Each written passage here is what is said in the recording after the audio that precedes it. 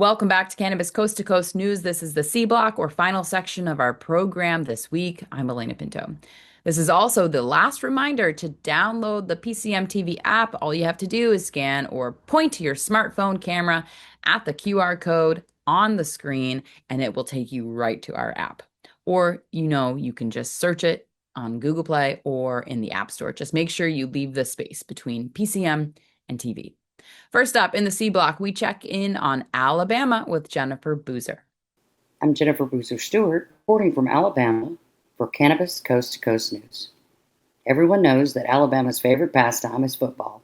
Unfortunately, we have a story today about an Auburn football player that no one will want to cheer about.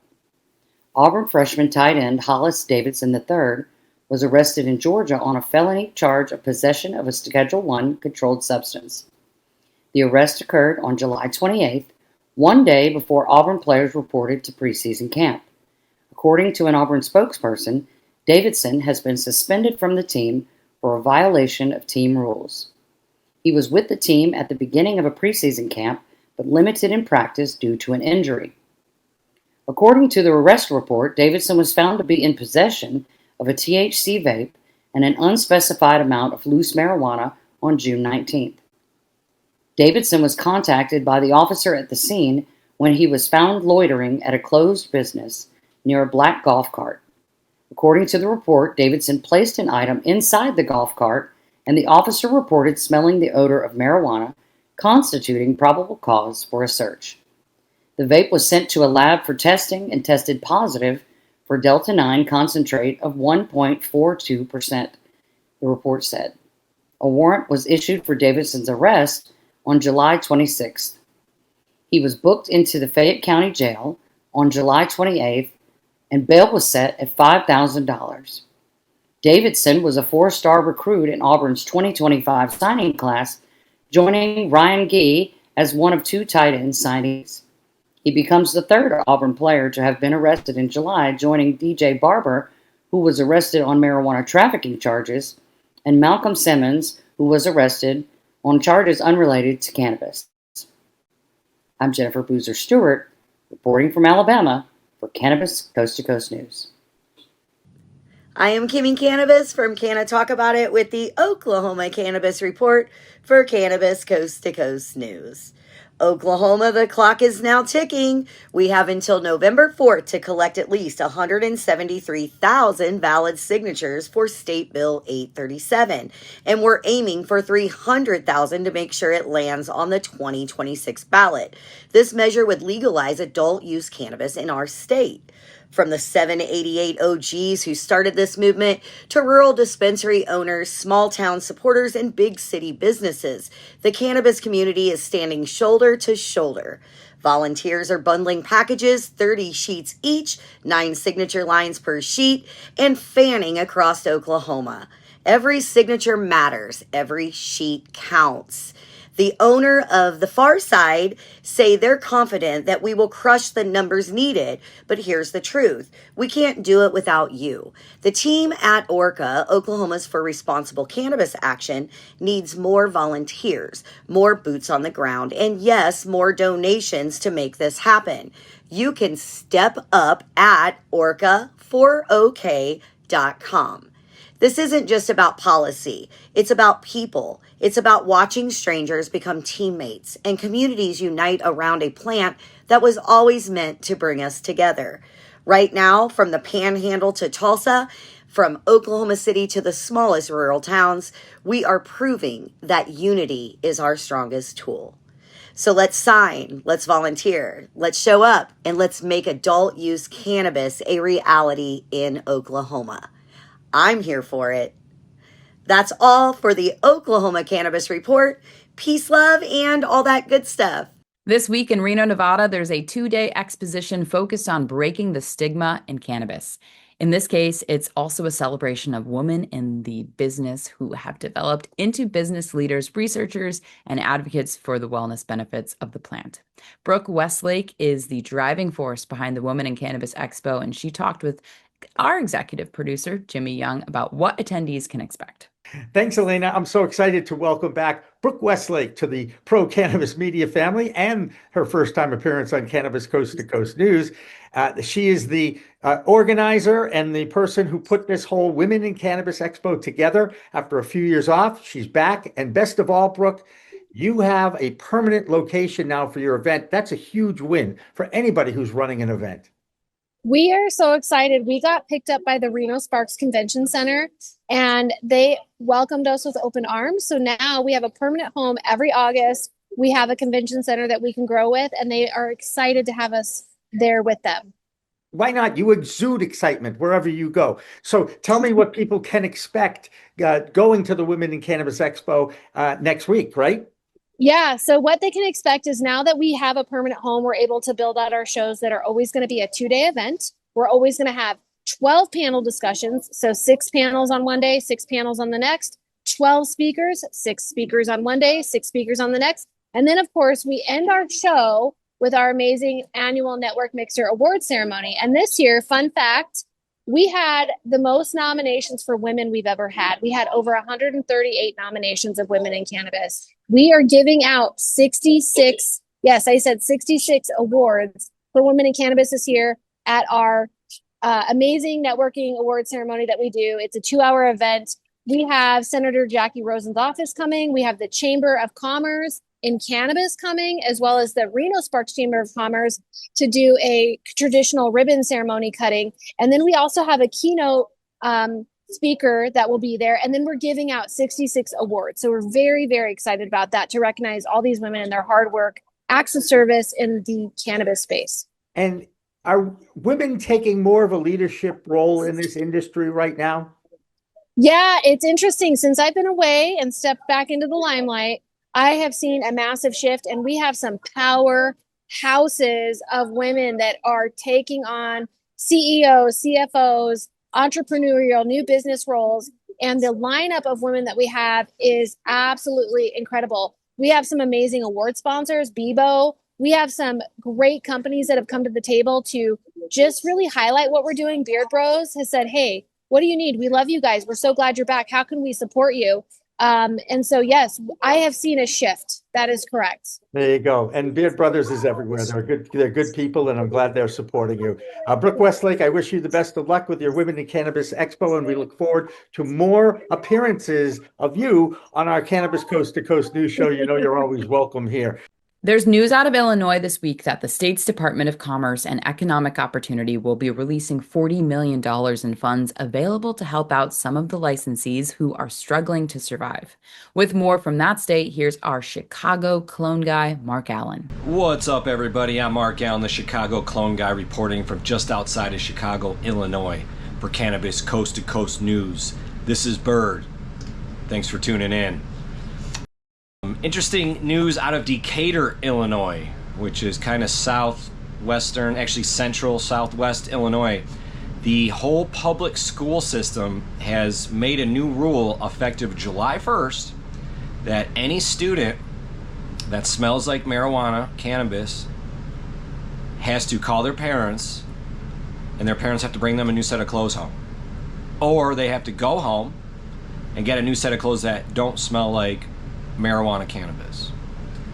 While at the same time, the teachers and everybody else showing up every day smelling like cigarettes and or booze. I know a ton of teachers and they like to party. But anyways, that clearly drew a lot of criticism for that. Other rules in place that any parents that show up to the school smelling like cannabis, marijuana, will be asked to leave. Any visitors that show up for any reason that smell like cannabis will be asked to leave. But you can smell like cigarettes and alcohol, but you can't smell like weed. So clearly this has been getting some pushback at the Decatur public school systems. I feel bad for the parents that actually work in the cannabis industry and kind of smell like it all the time or just enjoy it a little bit. But anyways, Decatur, figure your stuff out. And in side news, it's not Illinois, but one of our neighbors that we connect to, the southern tip of southern Illinois to Kentucky, has made medical cannabis legal, and they have commercial medical grows going now. So just wanted to give a little shout out to Kentucky. I don't think we have anybody reporting there, but Kentucky is now doing medical cannabis, and that's our neighbor. So I know people from Kentucky were coming to Illinois to pick up. Maybe now people in Illinois will go to Kentucky to pick up. But we'll see. But anyways, that's the news for Illinois and the surrounding areas. I'm Mark Allen, the Chicago Clone Guy, reporting for Cannabis Coast to Coast News. Now it's time to check in on the publicly traded stocks in the cannabis space. So, is it a good time to dive in or to resist the urge to buy some of these stocks at a bargain price? Here's our man, Doug Miller, who is high on Wall Street. I'm Doug Miller from High on Wall Street with this week's Cannabis Stock Report for Cannabis Coast to Coast News. Canopy Growth Corporation posted its Q1 results, reporting a loss of 14 cents per share, slightly better than the expected 15 cents per share, and a big improvement from last year's 37-cent loss. That's an earnings surprise of 6.67%. Revenue came in at $52.13 million, topping estimates by nearly 9% and up from $48.39 million a year ago. But it's not all green for Canopy Growth. The stock has dropped over 61% year to date compared to the S&P 500's 7.8% gain. And the company's only beaten earning expectations once in the past 4 quarters. So all eyes will be on Canopy's management for signs of a turnaround. Now let's look at the stock chart and see how that's doing. It's trading around $1.25, and it did jump up on them earnings report, and it wants to run up some more, so be sure to lock in profits on the way up and trade smart. And that's this week's Cannabis Stock Report. Reporting for Cannabis Coast to Coast News, I'm Doug Miller. Now that the Minnesota cannabis market is starting to open up, there are many trade shows that are scheduled to make a stop in that state. One of those is Canna Con, one of the oldest traveling trade shows in this country. This past weekend, they made a stop in St. Paul, Minnesota. And Canna Con has been traveling around the United States since 2014 when they organized their first one in Washington state. Alysha Bellamy is our new Minnesota correspondent, and she has an update on the legal launch in that state. I'm Alysha Bellamy with Cannabis Coast to Coast News. This is your Minnesota edition. I'm also a part of the Minnesota Cannabis College and Herbs and Herbs. Today we're going to be talking about Jacob Schlaker out of Albert Lea, Minnesota. He lost a decision 3-4 for his dispensary, The Smoking Tree. They said they don't want any cannabis in their community. He is going to appeal the city council's decision, and I'll keep you updated on what happens next. We also have Josh Wilkin Simon. He is out of Duluth, Minnesota, where he hopes to open his dispensary. He also owns the Legacy Cup and Legacy Glass, which are very big pillars of cannabis in the Minnesota community. We also have our Green State Awards, where Minnesota did so well.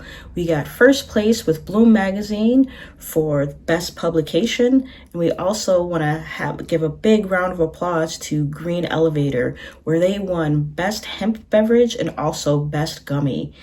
Thank you so much for tuning in to Cannabis Coast to Coast News.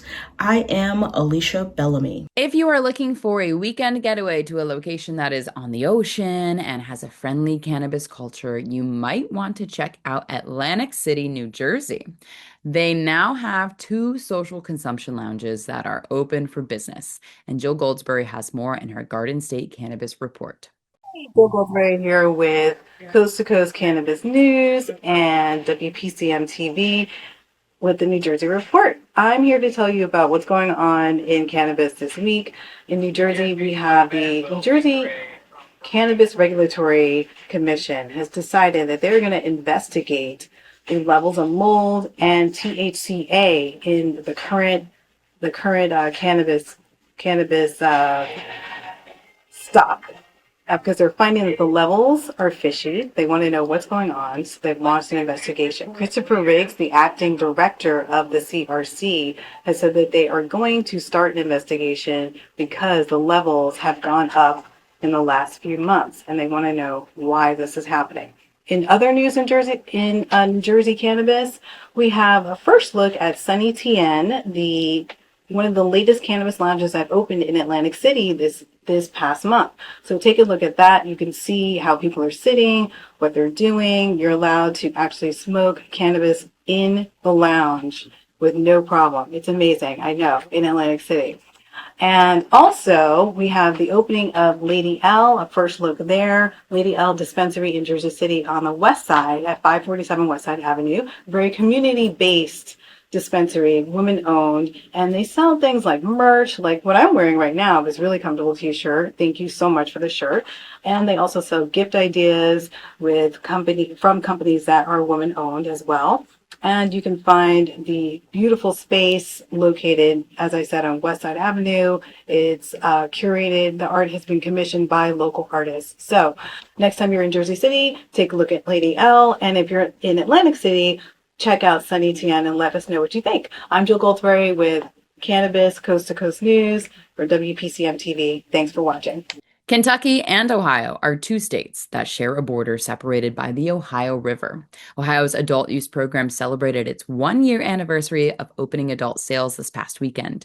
And Christina Brisson has been keeping an eye on the legislative battle there, which continues to try and change some of the existing laws. Now it's Kentucky that is about to launch its new medical program. And this past week, there was a little controversy over where and how the first plants available to be harvested got into that state. You see, each legal state can only sell and grow plants from inside their own borders. But in Kentucky, they have a don't ask, don't tell policy when it comes to the launch of their medical program. This is Robin Alford bringing you the Kentucky Cannabis Report. Last week, I reported that Mayfield, the armory there, had received their first shipment of plants. And nobody knows where they came from.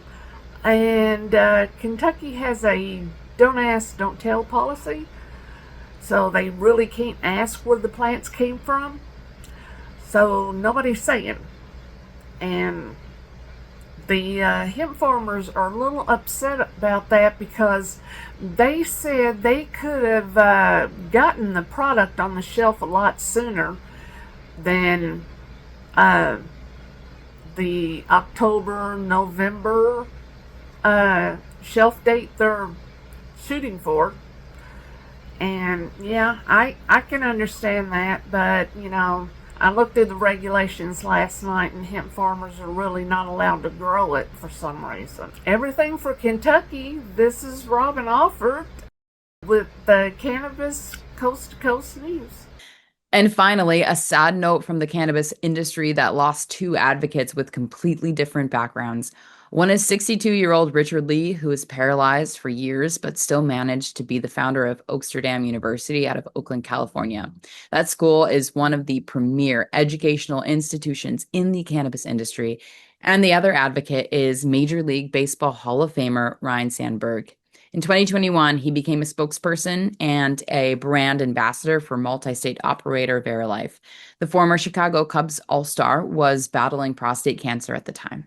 When asked about his cannabis experience, Sandberg explained, quote, "I really didn't know anything about it. I didn't have any interest in it. And now it's every day sometimes, as I'm looking for something to take the edge off," unquote. Rest in peace, Ryne Sandberg, one of baseball's all-time great players. That will do it for this edition of Cannabis Coast to Coast News. I'm Alaina Pinto, and remember, it's a whole new world of cannabis out there, so consume responsibly, and we'll see you next week.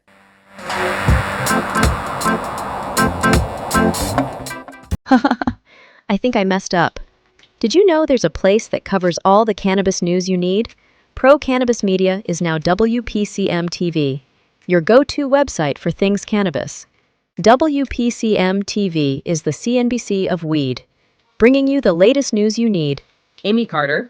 This week, she reports from inside the State House in Lansing. I'm Amy Carter from Michigan Weedsters with this week's Michigan Report for Cannabis Coast to Coast News. And talk shows about all things cannabis. Well, thank you, and thank you for all you're doing to get the word out. Like, this show is so important. It all started back in 2018, when Emmy award-winning talk show host Jimmy Young kicked it off with the In the Weeds podcast. That it's not just any generic paper towel. You do have a brand that you use, right? Yeah, we live or die by the bounty. I mean, the quicker picker upper. I love that. His mission? Building an army of multimedia journalists and podcast hosts who are documenting the fight to end cannabis prohibition in this country and around the world. Fast forward to today, and we've got the nation's only weekly cannabis coast-to-coast news program with Alaina Pinto. Hi, everyone. Welcome to this week's Cannabis Coast to Coast News, WPCM TV's weekly production of the fight to end cannabis prohibition in this country and around the world. I'm Alaina Pinto. Delivering the nation's only TV news-style program. Since June 2021, WPCM TV has racked up over 1.3 million views with 17 million impressions and picked up over 16,000 subscribers on YouTube alone. Now we even have our own app. For more information, contact the team at WPCMTV.com